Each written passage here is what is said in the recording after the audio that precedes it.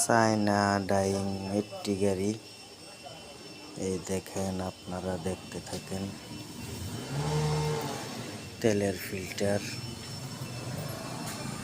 তেলের চাবি, কার্বুরেটর, এগুলো সবগুলোই কাজ করানো হয়েছে।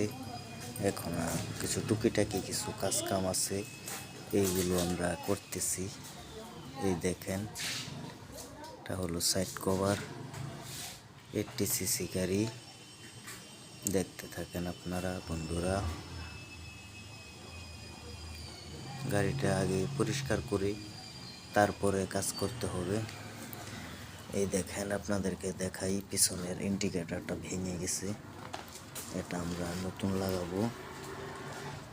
এই দেখেন,